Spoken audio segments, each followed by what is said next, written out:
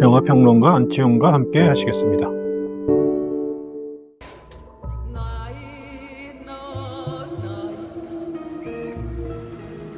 Más asesinatos en Juárez. Esté al tanto con el sol.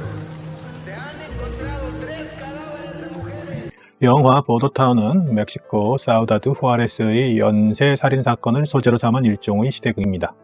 영화 보도타운의 모티브이자 소재인 멕시코 시우다드 후아레스의 연쇄 살인 사건은 피해자가 방대한 규모로 존재하고 주로 젊은 여성 공장 노동자를 노린 범죄라는 특징을 보입니다. 영화 속에선 실종자를 포함한 전체 피해자 규모를 5,000명으로 추정하는 언급이 나옵니다. 공식 집계로도 피해자는 수백 명에 달합니다. 전후 현대사에서 가장 엽기적이고 괴이한 사건의 하나라고 할 수 있습니다. 사실상 범인은 오리무중입니다. 피해자가 멕시코 국적의 여성이고 범죄가 멕시코 국경 안에서 일어나지만 이 사건이 확고하게 세계화의 현상이라는 점 또한 명기되어야만 합니다. 근대 국가에서 국민과 국교는 중요합니다. 근대화와 함께 형성된 국민국가 시대에서 특정 국가의 국민으로 소속되지 않은 인간은 보편적 인간으로서 어떠한 인권도 보장받지 못합니다.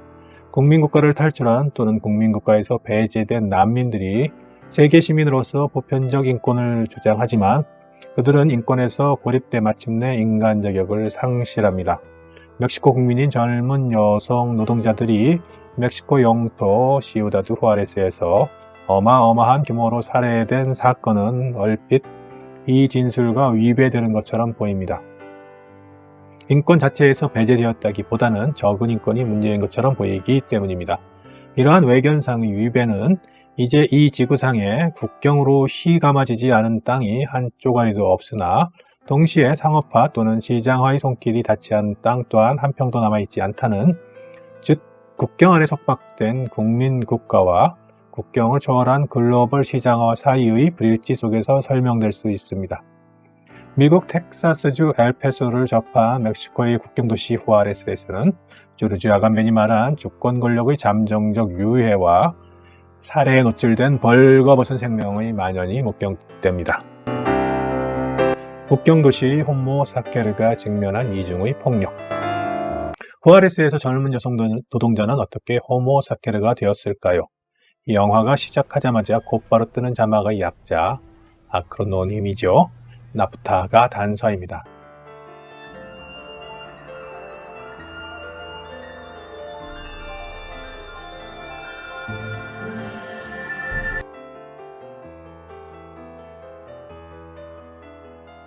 나프타는 북미 자유무역협정을 뜻하며 미국 엘페소와 다리로 연결되는 후아레스는 국민국가 네이션이죠. 멕시코의 북단 국경 도시로서 자유무역협정을 상징합니다. FTA가 상품의 국경을 없앰으로써 자본은 국경을 초월하게 됩니다. 그러나 국민국가의 국민은 TV 같은 상품과 달리 국경을 마음대로 넘지 못합니다. 멕시코 상품과 달리 멕시코 사람은 리오그란데를 자유롭게 월경할 수 없습니다. 국경을 자유롭게 넘나드는 자본은 국민국가인 멕시코로부터 멕시코 국민을 잠정적으로 양도받고 초국적 자본의 지배를 받는 멕시코 국적의 여성 노동자는 주권 권력이 보호를 포기한 벌거벗은 생명이 됩니다.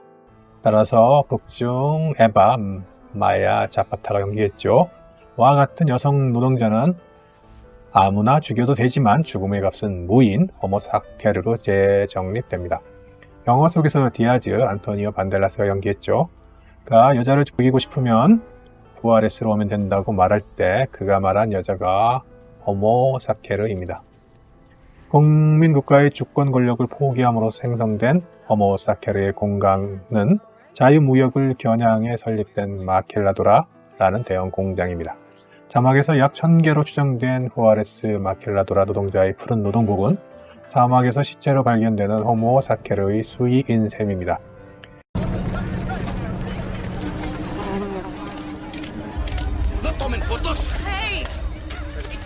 20세기 말에서 21세기 초에 후아레스에서 목격된 호모사케르는 이중으로 벌거벗겨진 존재입니다. 주권 권력의 의미를 정치에 국한하지 않고 사회로 확장하면 인류가 생긴 이래 가장 역사가 오래됐고 가장 많은 사례가 일어난 호모사케는 여성입니다. 남성 지배의 기나긴 역사에서 그 역사만큼 오래된 혐오의 대상인 여성. 고대 그리스 민주주의에서 여성과 노예가 민주주의 주체가 아니었다는 사실이 새삼스럽지 않듯 지난 역사에서 여성의 존재는 본질적으로 무가치했습니다. 자본에 의해 가정에서 공장으로 동원된 여성은 자본의 지배를 받는 노동이 됨으로써 다시 한번 무가치해집니다. 자본론에 잘 묘사되었듯이 여성 노동은 아동 노동과 마찬가지로 자본이 선호하는 노동으로서 남성 노동과 분리되는데, 이러한 분리는 부르주아지의 대자적 존재로 정립된 프롤레타리아트에서 여성이 배제되었음을 의미합니다. 고대 그리스 아테네폴리스의 여성은 현대 멕시코 후아레스 마킬라도라의 여성으로 재현되고 중첩됩니다. 두 국적 앞에 선 두 종류의 세계 시민. 영화의 등장인물은 멕시코인 아니면 미국인입니다. 대사가 주로 영어이지만 에스파냐어도 종종 등장합니다. 국적과 언어가 양쪽에 걸쳐진 반면 영화 속 주요 등장인물의 혈통은 모두 멕시코입니다. 주인공 로렌으로 분한 제니퍼 로페즈에게서 한눈에 라틴계 외모를 파악할 수 있습니다. 로페즈가 1969년 미국 뉴욕에서 출생한 푸에르토리코 혈통의 미국인이기 때문입니다. 극중 미국 신문의 기자로 등장한 그는 이러한 외모를 배경으로 멕시코인으로 설정됩니다. 멕시코인 부모에게서 태어나 미국의 농업 노동자로 일하러 온 부모를 따라 어린 나이에 미국 멕시코 국경을 건넙니다. 밝혀지지 않은 이유로 부모가 총격에 사망한 후 미국인 부부에게 입양되어 미국인으로 길러집니다. 로렌은 멕시코인으로 태어나 미국으로 길러졌습니다. 멕시코인 부모 사이에서 태어났으나 미국인 부모에게서 양육된 일종의 태생적 분열이 극중인물 로렌에게 부여됩니다. 이러한 태생적 분열은 나중에 로렌의 정체성 위기로 폭발합니다. 힘들여 작성한 후아레스의 여성 연쇄살인 기사가 자본의 통제에 의해 보도되지 못하는 상황에서 내가 마켈라도라의 노동자일 수 있었고 내가 사막에 누워있는 시체의 하나일 수 있었다 라고 로렌이 편집국장에게 말하는 대목이 대표적입니다. 영화에서 성폭행 당한 뒤 살해에 당할 뻔했다가 기적적으로 목숨을 건져 나중에 로페즈와 함께 살인자들에 맞서 싸우는 에바는 멕시코에서 태어나 멕시코 국경 내에서 멕시코 부모에게서 길러진 멕시코인입니다. 그러나 그의 외모는 로렌이나 극중 멕시코 상류사회 구성원들과 다릅니다. 비교적 다양한 인종으로 구성된 멕시코에서 에바와 같은 순수 원주민 혈통의 외모는 지배계급의 외모가 아닙니다. 영화 속에서 에바는 미신을 믿는 인디언으로 비슷한 용모의 사람들과 함께 후아레스의 변두리 슬럼에 살고 마킬라도라에서는 푸른 작업복을 입고 노동합니다. 에바의 외모는 그가 멕시코인이면서 동시에 디아스포라라는 사실을 암시합니다. 버스 정류장에서 로렌과 대화하는 중에 밝힌 에바의 고향은 멕시코 남서쪽의 오하카입니다. 후아레스엔 자발적으로 온 게 아니라 고향에서 정부가 그의 가족의 땅을 빼앗는 바람에 최북단 국경 도시로 떠돌아 들어오게 됐다는 설정입니다. 그와 그의 가족에게서 고향 땅을 약탈한 멕시코 정부는 후아레스에서도 그다지 친절하지 않습니다. 로렌과 대화에서 에바는 마켈라도라에서 일하는 노동자가 돈을 못 버는데 정부와 공장이 가져가기 때문이라고 말합니다. 원래 에바에게 국가는 주권 권력이자 약탈자였습니다.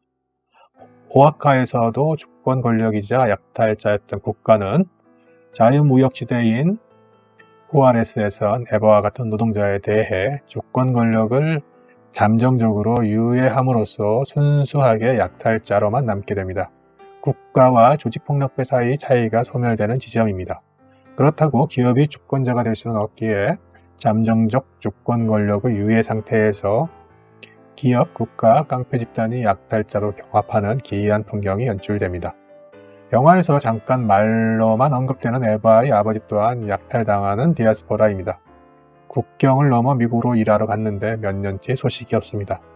에바의 짧은 언급과 로렌의 회상을 통해 관객은 로렌과 에바에게서 이주 노동자 아버지라는 공통 분모가 있음을 알게 됩니다. 그러나 그 공통 분모의 힘이 미약한 것이어서 두 사람은 미국인과 멕시코인 사이의 간격을 좁히지 못하고 때때로 갈등합니다. 극중에서는 멕시코의 유력감은 살라만카가가 등장합니다. 후아레스에서 에바가 일한, 그리고 로렌이 위장 취업한 마켈라도라의 소유주이자 파티에서 조우에 로렌과 하룻밤을 즐기게 되는 혼나 마르코 안토니오 살라만카는 살라만카가의 일원으로 분명 멕시코인이지만 동시에 미국 국적을 보유합니다. 이중 국적자이지만 에바와 로렌과 달리 그에게는 그에 따른 분열과 이중성이 발생하지 않습니다. 원래 자본에게는 국경을 초월하는 본성이 내재되어 있어 자본에게 국적이 무의미하며 동시에 자본가는 저절로 세계 시민이 됩니다. 마르코가 이중 국적자가 아니어도 그는 세계 시민이었을 테지만 이중 국적을 부여함으로써 극중 맥락이 더 명쾌해집니다. 극중 인물 가운데서 유일하게 이중 국적자인 살라만카가의 멋진 남자가 유일하게 정체성 혼란을 겪지 않는다는 사실이 따라서 당연하지만 역설적이기도 합니다. 자본가는 유일한 세계 시민이며 자본은 최상위 현실이다. 인간의 분열과 정체성의 혼란은 대체로 그에게 제시되는 현실이 일관성과 논리를 상실했을 때 일어납니다. 영화가 시작하고 4분의 1쯤 지났을 무렵 일종의 안가인 테레사 카실라스의 저택 정원에서 에바는 꽃냄새를 맡으면서 말합니다. Este lugar es tan bonito. Yeah. Me parece de veras. 로렌이 답합니다. It's real. It's real. 슬럼가 출신 소녀인 에바가 최초로 경험한 정상적인 삶의 풍경을 두고 두 사람이 벌인 문답입니다. 아마도 두 화자가 말한 리얼에 뉘앙스 차이가 존재했겠지만 그럼에도 동일한 현실 앞에선 두 사람의 상이한 인식은 두 사람이 각기 다른 현실을 맥락에서 흘러와 우연히 정원에서 한 가지 현실을 함께 조우했기 때문에 비롯했을 것입니다. 아무리 많은 사람이 같은 현실을 마주 대한다고 해도 개개 인간에게 그 현실은 다르게 수용되고 의미화하는데 인간에게 현실은 구분된 별개의 장면이 아니라 접근된 현실의 단면으로 주어지기 때문입니다. 이어지는 문답에서도 차이는 확인됩니다. 살인범이 에바의 도주 사실을 알고 찾아왔다는 얘기를 하며 에바는 악마, the devil, 즉 살인자가 진짜로 있었다, was 라고 말하지만 로렌은 그것은 내 환상이며 진짜가 아니라고 반박합니다. It wasn't real. 어느 게 진짜 현실인지는 사실 중요하지 않습니다. 아마도 인간 각자에게 주어지는 현실이 모두 현실일 것입니다. 각자에게 주어진 현실을 넘어서 타인의 현실을 마주할 용기와 결단 그리고 소통이 공통의 현실을 만들어준다는 사실이 중요합니다.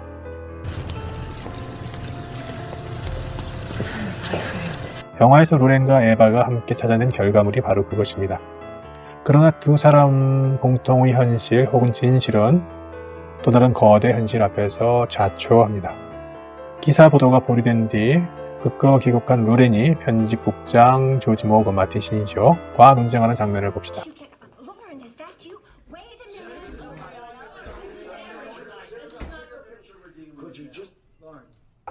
신문사 사주와 자유무역을 지지하고 확대하기를 원하는 상원 의원이 압력을 행사하고 나간 편집국장 방에서 로렌은 자유무역, 프리트레이드가 아니라 노예무역, 슬레이브 트레이드라며 보리언 기사를 내보내달라고 요구합니다.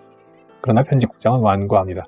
진실, truth보다는 기업의 책임, corporate responsibility가 더 중요하다는 기묘한 논리를 내세우다가 결국 세상이 원하는 뉴스는 진실이 아니라 자유무역, 세계와 엔터테인먼트 같은 것이라며 이것이 우리의 찬란한 미래라고 소리를 지릅니다.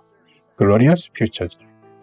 편집국장이 윤정이 앞에서 로렌과 통화하는 앞서의 장면을 포함해 약간 억지스러워 보이기는 하지만 대체로 언론의 진실을 말한다는 측면에서 리얼합니다. 결국 특정하게 발굴된 진실보다는 종국의 어떤 것이 현실을 구성하는가가 이 세계의 진실에 가깝다고 할 수 있습니다. 현실이 진실이 되고 현실은 구성됩니다. is running the show now, and their news agenda is free trade, globalization, and entertainment. That's our glorious future. 현실에서 제시되는 최상위 현실은 자본입니다. 로렌이 말했듯이 모든 것은 이익으로 수렴됩니다. Everything is about bottom line. 그러나 그것은 현실의 현실이고 영화에선 어쩌면 현실과는 판이하게 현실이 진실 발굴의 계기가 됩니다. 다양한 층위의 현실을 의미와 가치의 필터로 걸러내 작은 쪼가리일 망정, 진실을 찾아내는 과정을 나바 감독은 영화적 현실로 제안합니다. 이때 영화적 현실과 현실의 현실 간의 차이 혹은 일치는 중요하지 않습니다. 영화적 현실이 얼마나 그 자체로 현실적인가만이 영화 속 조지 모건 편집국장의 말투를 빌리면 영화적 책임이라고 할 수 있겠습니다. 보드타운은 The following is inspired by true events 라는 말로 시작해 실종되고 살해당한 후아레스 여성들에게 이 영화를 바친다는 말로 마무리됩니다. 영화는 후아레스의 빈민촌을 원경으로 살짝 내려다보는 시선으로 잡으며 시작하고 조립을 마친 대형 TV 완제품이 컨베이에서 휙 하고 나와 아마도 휴가를 위해 위쪽 라인으로 솟구쳐 오르는 장면과 곧바로 살해당해 암매장당한 여성 시신의 발을 근경으로 보여주며 끝납니다.